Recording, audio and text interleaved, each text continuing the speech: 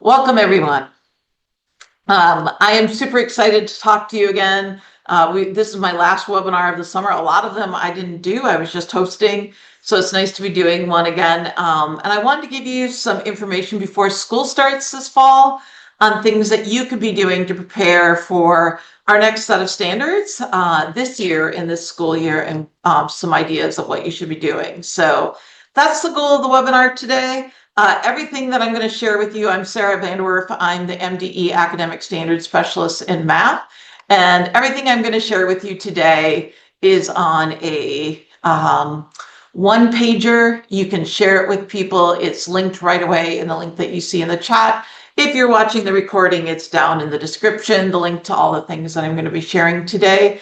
I'm going to share 6 things that you could be doing this year, and we have links and contact information, all the things that you can get. If you want a bit.ly or a QR code, this is a bit.ly and QR code that gets you to all the stuff. The folder that includes the PowerPoint and all the stuff. Please use this and get this information out to other teachers that you know, other leaders that you know, principals, curriculum directors, and more. So at MDE, we have 10 commitments to equity. And the 2 that I'm really going to go after in this webinar is you and yourself, your school, your district monitoring the implementation of our current and future standards, and then also working to improve the conditions for learning for all K-12 students in the state of Minnesota. Today, I'm specifically going to be talking about our future standards, which are in state law at this point as of the spring, and will be fully implemented in the 2027-28 school year. One of the questions I get is, why do we keep waiting? Well, part of that is in the state of Minnesota in legislation, we have an order that people adopt standards and then implement, and we're following other content areas like science, who fully implemented this last year and had their first MCA4s. Language arts, ELA, will implement for the first time this year, and this spring have their first MCA4s. And math is scheduled for 27-28. But there are things you need to be doing this year, so that's the goal of this.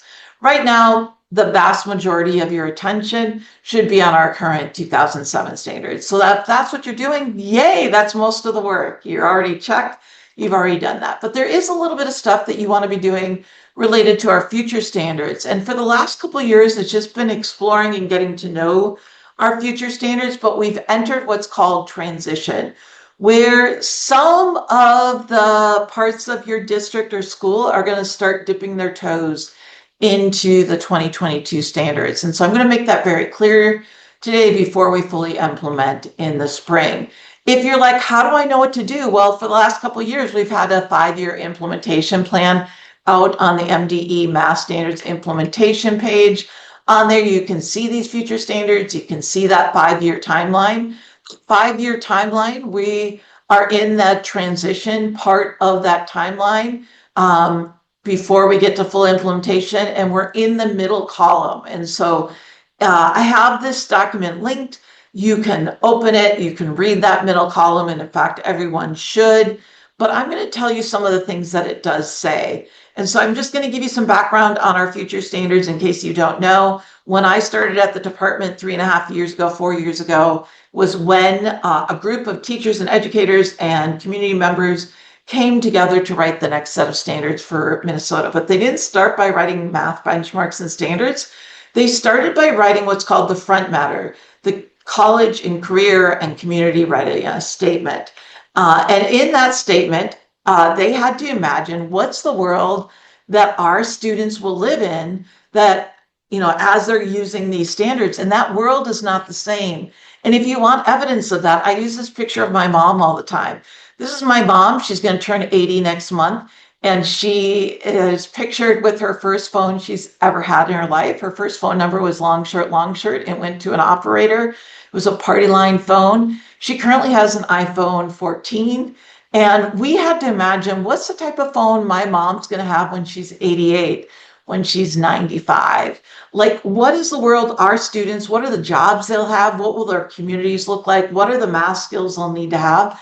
And really, they're going to change a lot. Some of them we can imagine, and some of them we cannot. So we really centered this children of our committee members. In fact, I have this picture up in my cubicle. You can kind of see it if you can see my picture. But these are the children of the people in the committee engaging in math play. These are the ages of the students who are entering pre-K and K this year, who will be the most impacted by the next set of standards when they're fully implemented. They'll graduate and they'll exist in a world where it will look different. So the committee had to think about, like, what are the skills they're going to need? And so they looked at the resources that were available 3 or 4 years ago when we started imagining this and looking at the skills they would need. This is one of the lists that we looked at. And if you look at this list, nowhere on there does it say they're going to have to multiply really, really quickly. In fact, they're going to have tons of tools that will do that. I don't know what it'll even be. Right now, I can do it with my watch, but it could be a lot of things. But like, look at that first thing. It says they will need to have analytical thinking and innovation skills. Look at number 3, complex problem solving skills. So we had to think about, what would a set of standards look like? What would math classrooms look like? How are they going to have to transform to prepare the next generation of students to thrive in their communities and the careers that they would choose? So that's what the College and Career and Community Readiness Vision Statement is. In there, by the way, since the committee met, that list has changed, that the World Economic Forum has put out. Check out some of the things that have been added to that list that we didn't even know about or think about a couple of years ago. Think about the presence of AI in our life. Think about how that might transform over the next 10, 15 years as well. So in our next set of standards, some of you know this because you've been coming to lots of webinar, are a couple dimensions that overlay every single one of the 300 plus benchmarks.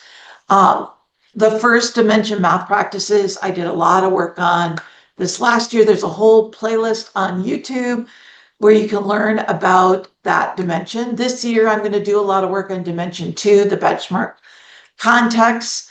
But really, those are the things that our students are going to need to be in the career market, to have the job skills, to be community members that can make wise decisions about their communities. So as we think about these new set of standards that will be fully implemented, I'm going to offer up 6 things that I think you should be doing. Some of them will be super short, and some of them will take a little longer for me to talk about. So let's get going. Again, all these things are listed on this document. You can follow along. All the things I'm going to talk about are linked. So number one is every single math educator, special ed teacher that connects with math, principal, curriculum director, anybody that touches math in your system needs to read the front matter of our standards, even before you look at a single benchmark or standard. And you need to discuss it with others.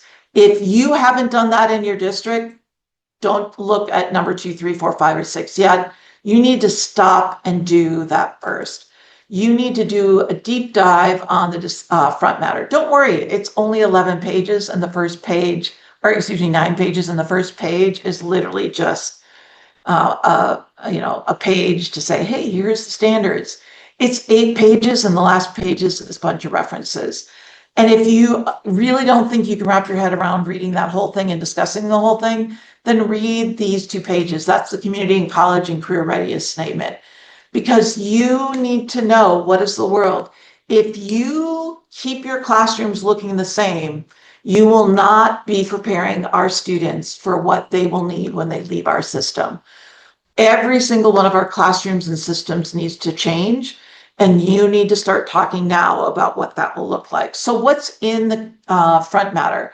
In the front matter, it gives a definition of math, and it's not what you see here. This is from my own classroom when I asked 11th graders that I taught, what is math? And they thought math was adding, subtracting, multiplying, and dividing, and geometry in a class, and variables. And certainly those are part of math, but that's not math. So our front matter clearly defines what math is and what math classrooms should look like. Our K-12 mathematicians, our K-12 students should every day in their classrooms be noticing patterns. If they're not doing math. They should be describing patterns. They should be generalizing patterns. In fact, one of our 7 anchor standards is all about this. In June, we did in-person free training where we gave you lots of ideas of what this could look like. If you weren't at that training, then you need to like at minimum watch the 1 hour webinar that Terry Weiberg did. It's on YouTube to start to think about what that would look like. In the front matter, it describes the umbrella of what is in our standards and the lens that everybody in your state district needs to bring. And it's the mathematical rigor definition, which is an equal intensity on 3 things. Some of you know that on my desk, I also have that stool that's pictured in our standards on my desk. If you don't have all 3 things, you are not assuring that all K-12 students are engaging in mathematical rigor.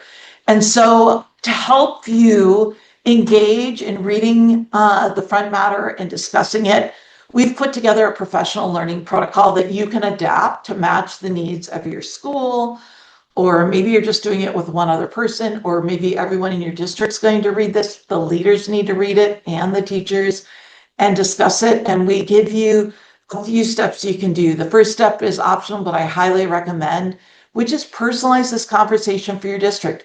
Who are the students who are going to be most impacted? Get some pictures of them. Maybe it's your kindergartners. Maybe it's the children of the staff in your district. Give everybody a picture that they can put in places. We took pictures of students where we didn't see their faces, but just saw them engaging in the world that they lived in. And then read the front matter and keep those students centered in your mind. What is the world that what are the skills we'd want them to have to be in the world, and what is it going to look like?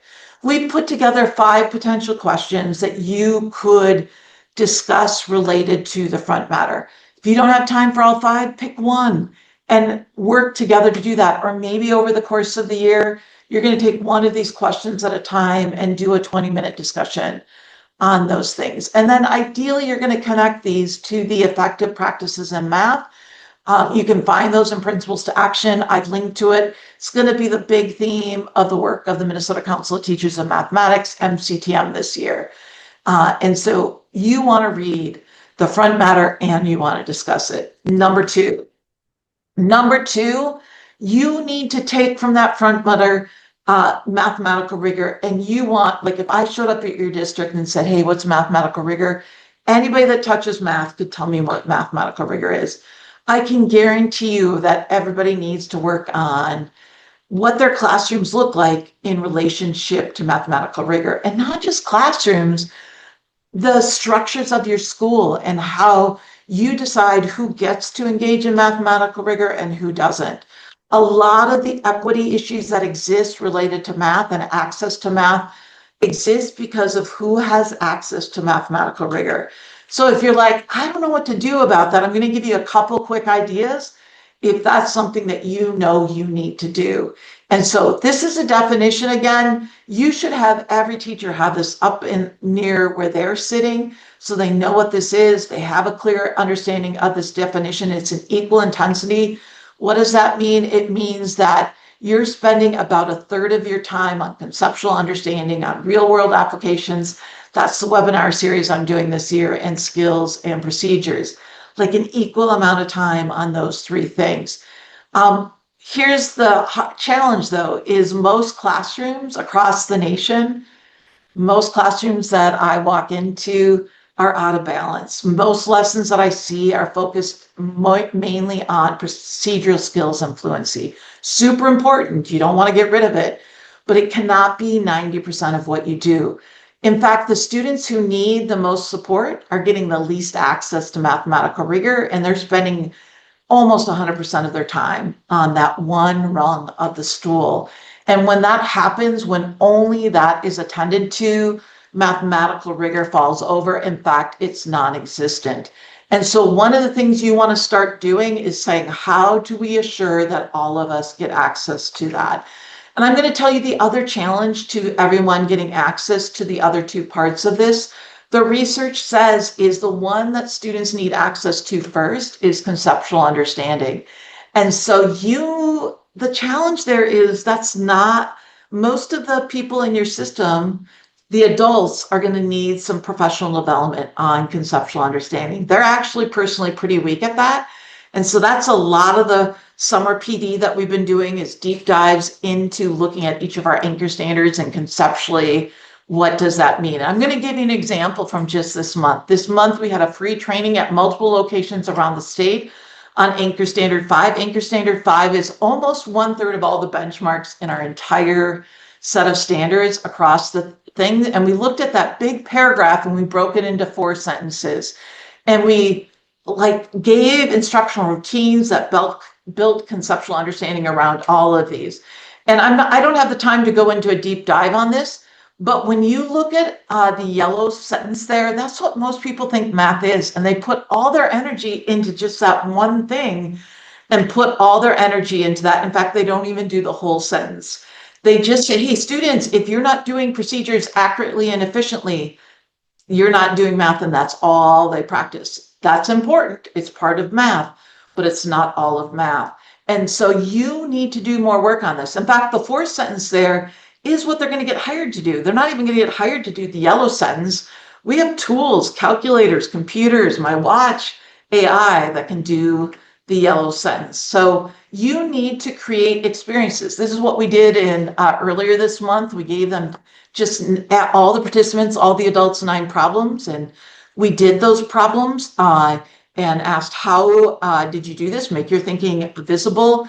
And then we gave them examples of student work to go along with this. And then we had them read the new benchmarks and standards and relationships to them.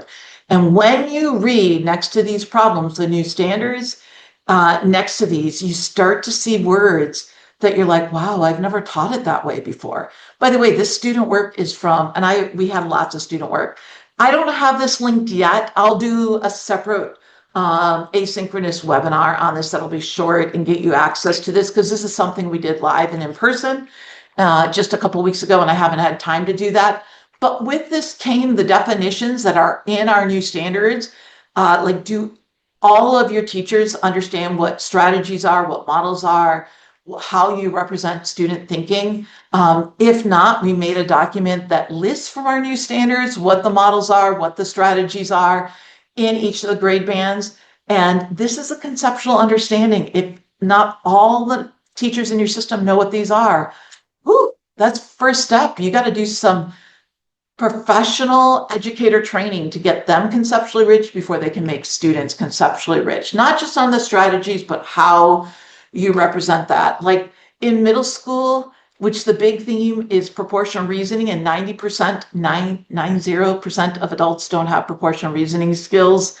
If your teachers don't all know how to use tape diagrams or double number lines or ratio tables, they're not teaching conceptually. And so it starts by getting all of your special ed teachers, your EL teachers who touch math, anybody that touches math, getting them strong. So I've included in the slides, you can look at the slides, what mathematical rigor looks like, what are effective instructional strategies in each of these areas. Again, start with conceptual understanding and do a deep dive. From the National Council of Teachers of Mathematics, I've included things that are not rigor according to them. So look at your system, look at your classrooms and say, is this what we're doing and calling mathematical rigor? If it is, what could we work on changing? And then look at the opposite list. What are things, learning experiences that do involve rigor, and do an assessment of your classrooms. If you're a principal watching this, this is what you want to look for in your classrooms to say, hey, yeah, all students are getting access to rigor across our schools. If you need more on this, I've done a 52-minute webinar on this. We have tons of professional learning protocols to do with this. I've linked to all of those things in that webinar. We talk about when we say a third, and a third, we don't mean exactly a third every day. You're probably over the course of a week or a unit, it's going to look different from day to day. We also talk about how to unpack the new standards, and it's not finding the key words and making a list of them. It's about taking those 3 parts of rigor to every benchmark and saying, what's the conceptual understanding that's inherent in this benchmark?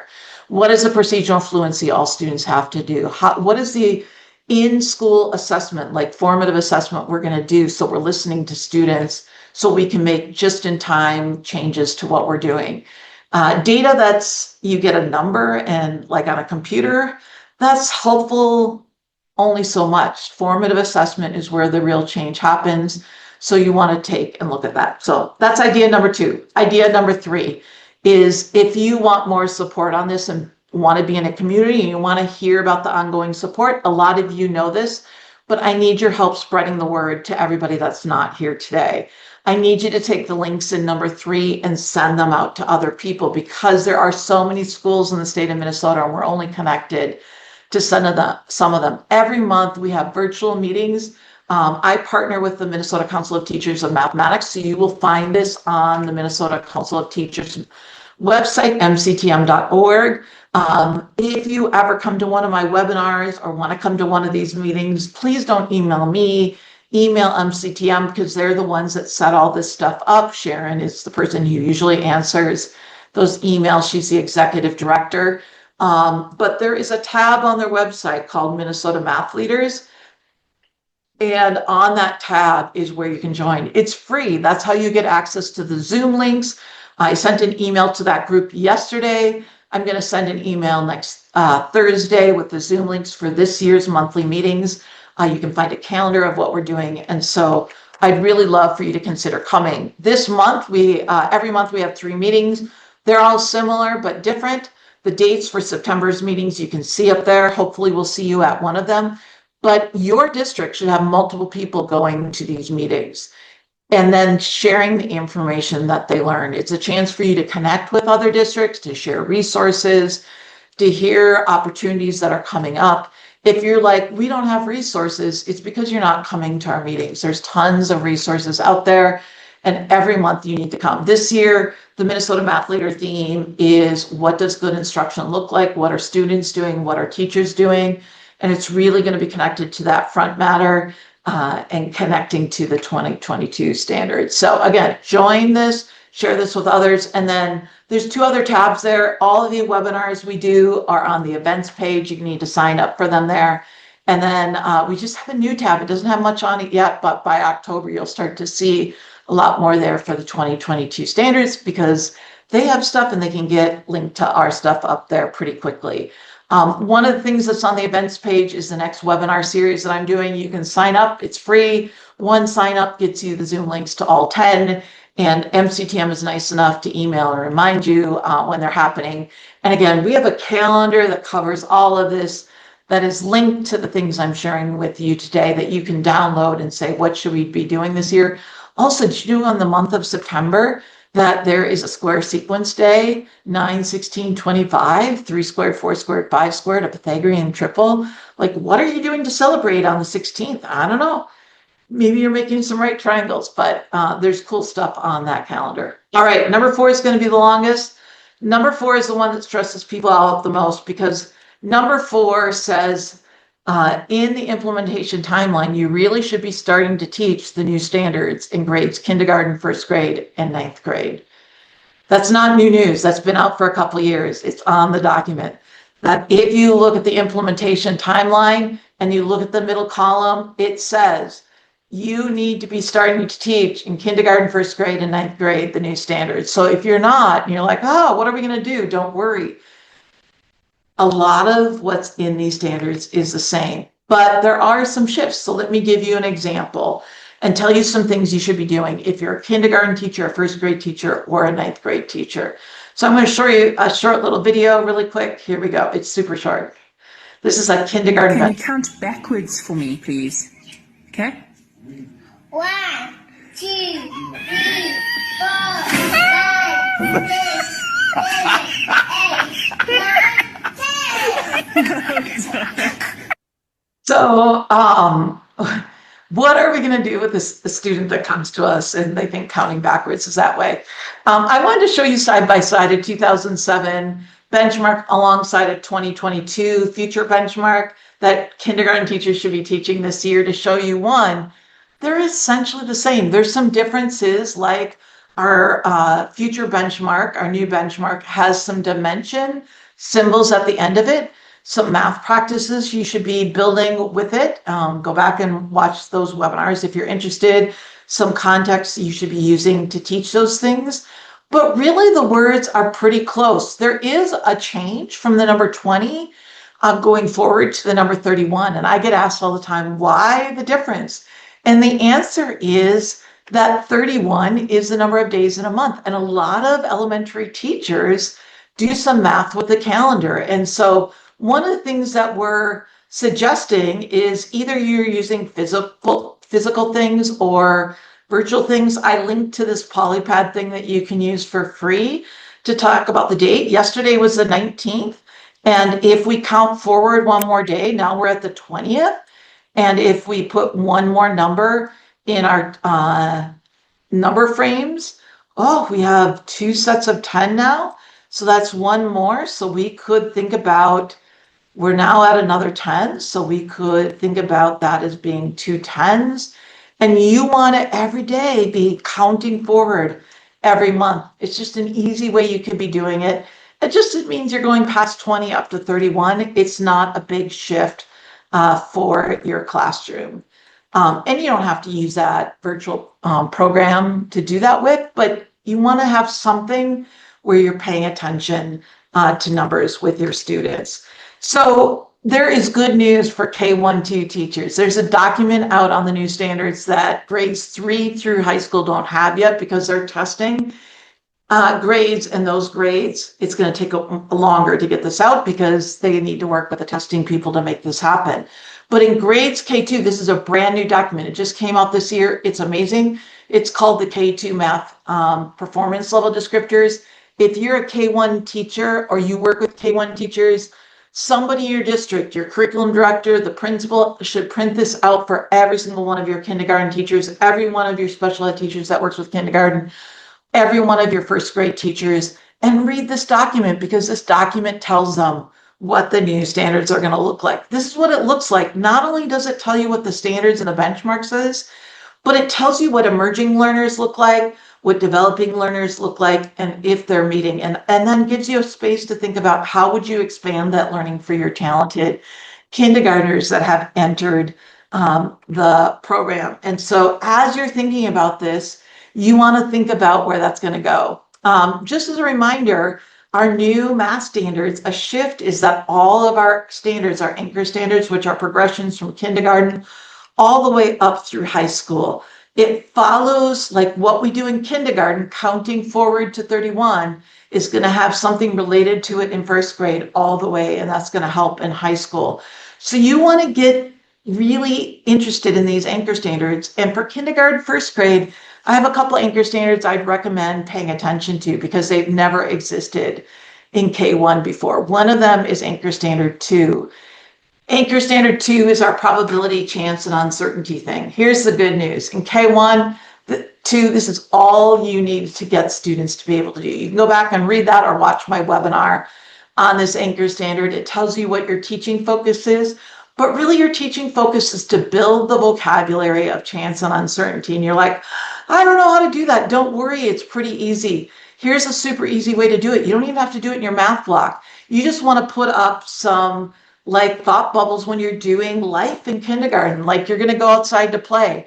So you ask your students to use chance and uncertainty language, and you say, hey, we're going to go outside today. What's something we'll probably do when we go outside? And so have them think about something that's really likely. What's something you might do when you go outside?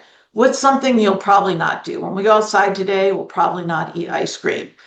We're going to lunch today. What's something that we always do? Maybe you always walk in a straight line. Maybe you always clean up your mess. What's something they always do? What's something we sometimes do? We sometimes get to sit at another table with one of our friends. I don't know what it might be, but start using that language and make it intentional, but just do it with things you're already doing. Our new standards, oops, I'm going the wrong way. Let's try that again. In the early grades, our goal is to build that language. If you're like, what's the language? I gave you the 10 words for all of K5. Just start building that into. It's new, but it's not scary.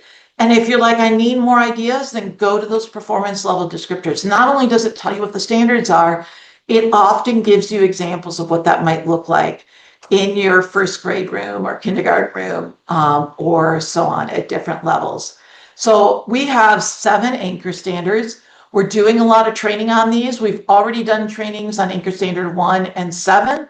They're not going to be repeated, but you need deep training on these things. So think about other ways you can do that. I'm going to give you an idea on Anchor Standard 1 in a little bit. Anchor Standard 5, we started, but we'll finish next summer. Currently, this summer, these trainings were free. And so if you didn't have someone there, think about who you can hire to come in and do these trainings for your districts. There's Canvas courses and other free training that will happen in future summers. So you want to plan ahead now. How are you going to make sure you have people? The good news is we have locations all over the states where you can attend these. You don't have to come to the Twin Cities. These are the reporting categories for our things. The anchor standards are not equivalent. And there's two, if you need to start somewhere that I'd pay attention to, and it's Anchor Standard 1 because it's a huge shift at all the grades. High school, yeah, it's the biggest change at high school, but data has never existed in grades K4 before. And so you need to get serious about that. And then Anchor Standard 5, I've mentioned before, has the most number of benchmarks associated with it. So let's look at Anchor Standard 1. Anchor Standard 1 is data sciences. Huge, huge shift. One thing that we've done, and there's a protocol that you can use in your district, you don't have to wait for me, is we've had people look at the progression from first grade through high school and just notice with the first benchmark some things that are happening. And as you look at them in K1, because you need to be starting in those grades, you can go and look at the examples of what that would look like in those grades. But we also gave you an instructional routine. You can go to this website that you can use across all the grades, starting in kindergarten through high school, that will build Anchor Standard 1. If you're like, guess what? It's free to go to that website and take the resources and use them in your things. Why is data such a big change in our standards? Because look at the careers in math that are projected to grow the most. Like, make a guess. What do you think it's going to be? Do you think it's going to be engineering? Do you think it's going to be computer programming? In fact, it's neither of those. Computer programming is going down. Engineering is not even on the list. If you look at the fastest growing math careers, look at number 1, data scientists. Look at number 2, statisticians using data. Look at actuaries. They use data to make decisions about how much your healthcare is going to cost, how much your insurance is going to cost. If you look at all the occupations, not just the math occupations, data scientists and statisticians are on that list. Why is data a big change? Because the world is changing. All of your students, you can't leave that till the end of the year anymore. In fact, you should start the year. It's actually fun. It's going to be, remember that picture of all of these students? The world they live in is going to be connected to data. What is AI? It uses data to make decisions about what you see, the algorithms that control our life. And current state says internationally, the United States in math has been declining, but it's been declining the most in data sciences. We don't do a good job of currently teaching it, and we think it's just mean and median. It's so much more. So one of the reasons it's so important is teachers have reported they don't know a lot about it. And our national experts on this said, you can't wait to high school to get everybody good at this. Everybody needs to be good at this. We asked over 100 people in Minnesota, educators, what do you know about data? No one said a lot. Lots of people are on the low end, so you need to do something about it. Here's the deal. Our new standards, they actually got recognized internationally as being really good standards because they were based on the national GAZE standards, which is based on a 4-part cycle, which says you need to formulate questions, you need to collect data, you need to analyze that data, and then interpret it and communicate it. That's what students need to do, and you need to do it over and over again, starting in kindergarten, all the way through high school. Everyone in your district needs to understand that cycle. So how could you do that? At your first staff meeting, this is what you're going to do. Do it next Monday. You're going to say, we're going to engage in data. And we're going to say, what do we want to know about all the educators in our district? And so you have everybody generate questions. Take 10 minutes to do that. And then you say, okay, you got another 10 minutes. Pick one of those questions and go collect data about our group. And you send everybody off to collect data. And then they come back to the group with that data and they say, they analyze it. What do we know about our group? What could we do? How could we show this data so it makes sense to other people? And then you communicate that group of that data out. Maybe you send that data about all the staff in your building out to your families and to your students. Maybe you're doing this in your classroom as a teacher, but you need to start with the adults in the system doing this activity. If you're like, why? Because our anchor standard is based, look at the color coding on that 4-part cycle. And every benchmark in our new standards could be colored with one of those parts of that cycle in the data thing. All of our students need to be engaging in that.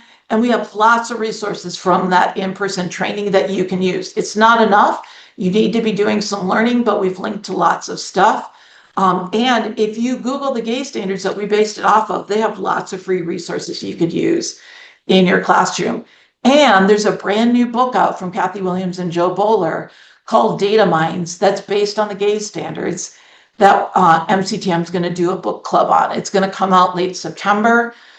If you know your district's not ready for this, then you should have multiple people in your district joining this book club. It's going to be the only book club MCTM is going to be doing. They might do one more, but really it's going to be the main one. So Sarah, you haven't talked about high school. Here's why I haven't talked about high school yet. High school's more complicated. Our high school standards are grade banded, and we're a local control state. So you get to decide what 9th grade looks like and how you're going to organize those standards. MCTM brought together a year and a half ago. I wasn't on it, a high school task force to look at our new standards and make some recommendations. This spring, they put out a 40-page set of recommendations. They're not requirements, but if you don't have the time in your small district or your large district to say, what do we do? They got you. They went and looked at all the things and made some recommendations, and they had 3 recommendations. And one of them is around data. They said, if your district, your high school doesn't get serious about data, you will not be graduating students. You will not be teaching the state mandated standards in 9th grade. So your 9th graders probably should be doing this. And they talked about the pathways you could potentially look at. And they didn't just base this on our standards. They looked at 2 national books on how high school needs to change. And if there's one place that needs to change the most, it's high school. And if your high school keeps doing the same thing, your students will not be prepared. Our new assessments are changing. The ACTs and lots of things will be changing over the next several years. And so you need to challenge yourself to change this. So here's the challenge for high schools. This is current state. Algebra 1 for the last 20 years can't be in high school for a high school credit. If it is, you've been out of compliance for 20 years. And this current state is not the current state for the future. So this should already be changing for the future. And if you're like, how? Well, the high school task force gives you some ideas. They say you could choose an integrated option and do something, or maybe you have stand-alones, but those stand-alones need to change because 1/3 of the benchmarks in the new standards are related to data. You need a whole course on data. It's not 2 algebra classes anymore. You need a whole course on data for the new standards. And you can do that as a standalone class, or you could break it up in 1/3 each year, or you could do it half of some years, but there's a lot of ways to do that. So if you want to learn more, I've linked to their website. They have a video on YouTube, and they're going to be doing, hopefully, some free summer training just for high school teachers next summer.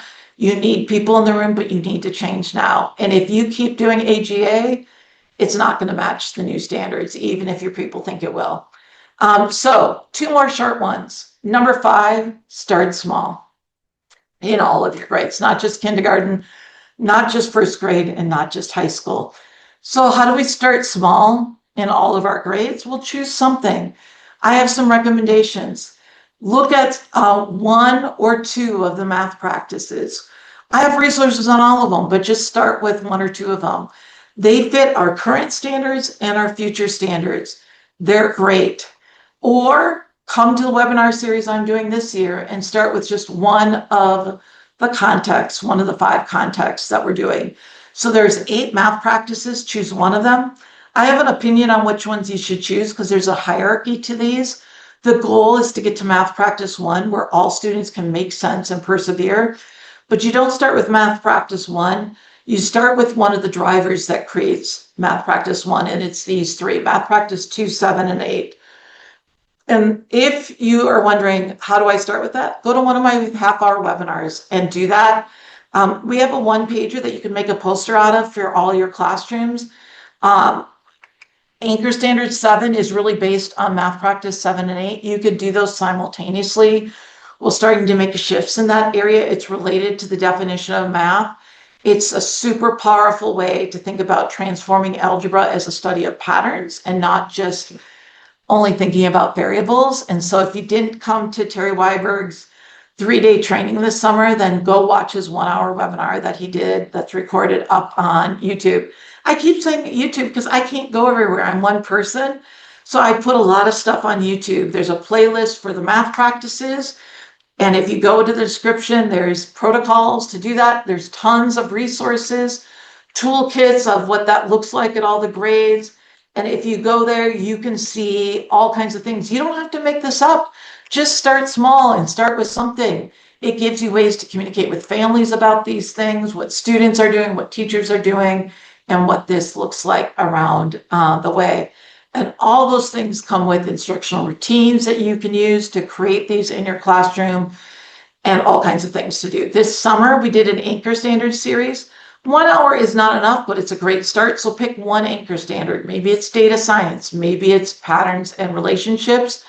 They're not equal in size. You can see that graph, but we have a playlist on YouTube. And again, if you go to the description, tons of resources on each of those things. I also think a really phenomenal short thing you can do, and I've linked to these, is there's 4 really short videos on our current standards. This one is 6 minutes, and it's on the progression of geometry in our standards. And we have a document where we link the current standards to future standards. In 30 minutes, you could look at a lot of the standards and say, what are the changes that are happening? And it's super conceptual. 30 minutes to do something super conceptual to compare 2007 to 2022. We have 4 of those for you. They're all super easy to use. You don't even have to, you just print this out and have some quick discussions on them. The videos are super short. This one's 6 minutes. I'm not going to show it, but it's on YouTube and we've linked to it. And it goes through from kindergarten and shows you what does this look like? What could you be doing in the future? And then gives you a couple short discussion questions that you could be doing on that. Maybe your small thing is to come to the next set of webinars we're doing. The first one is September 17th. They're free. They'll hopefully be recorded and uploaded on YouTube with lots of resources like we did last year. So start small. And then the last tip is, oh, Sarah, we need support. Can you come to us? I wish I could. I can't. I have to concentrate my energy on just doing all this virtual and summer in-person stuff. But there are people who can support you. So how can you get support? I have 2 things that I'm going to share with you. One is, if you have not bookmarked the one-stop shop of Minnesota Math Links, bookmark it. When you bookmark it, it's a long document, but you can search it and find everything that I'm talking about. One of the things that are there, you can come once a month. The math team has open office hours. You have to sign up for it, but you can sign up for it right before it. They're the first Wednesdays from 4 to 5 p.m. You can come to our open office hours. Our email addresses are there. You can get the PD calendar is linked there. You can find Minnesota Math Leaders linked there. But you can also Control F any word you want. Maybe you want to know if calculators are allowed on the MCAs. Control F or Command F the word calculator, it'll tell you. Maybe you want to know where the webinar links are. You can search that word. Maybe you want more support. Good news, there's more support. There is free math support all over state, and that's through the statewide system of support through Compass. Located at our regional centers all over the state, including the metro area. There are math leads in Compass that you can work with for free. And at the regional centers, there's also a lot of them, some amazing math people have amazing opportunities. Our MDE statewide Compass support team, this is a picture of them. It's linked on that one-page math doc. Just scroll down and find it or search the word Compass. You will find all their email addresses. You can find the names of the people that are closest to you, and they have the time to come out and visit you. They also have 5 pathways of support.